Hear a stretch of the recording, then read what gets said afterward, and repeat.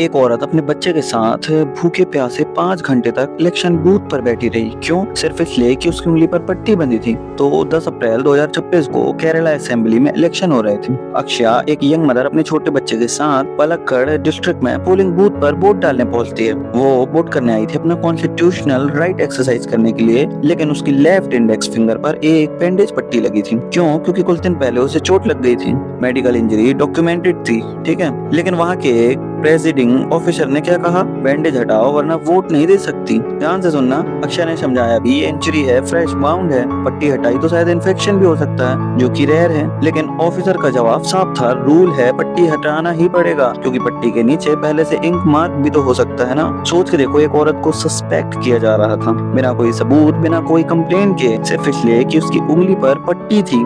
और फिर शुरू हुआ 5 घंटे का टॉर्चर। सुबह 9 बजे से दोपहर 2 बजे तक बच्चा भूखा, माँ परेशान।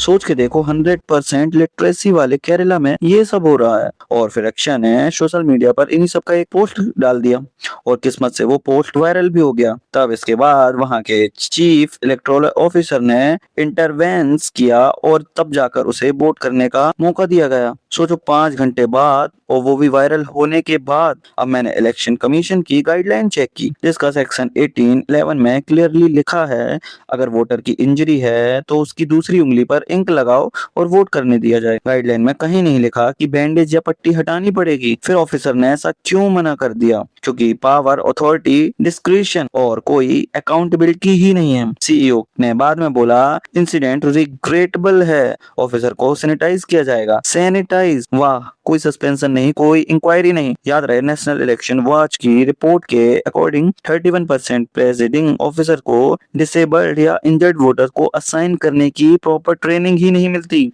31% मतलब 1/3 ऑफिसर अनट्रेन्ड हैं, और इन्हीं के हाथ में आपका वोट है, एक्सेप्ट करना या रिजेक्ट करना। तो अब सोचने वाली बात यह है, अगर अक्षया वायरल नहीं होती तो क्या होता? वो बिना वोट किए वापस चली जाती और किसी को कुछ नहीं पता चलता। डेमोक्रेसी का मतलब वोट देने का राइट या ऑफिसर की मिर्सी। अक्षया को तो सीईओ ने बचा लिया, लेकिन आप वहां होते तो क्या करते?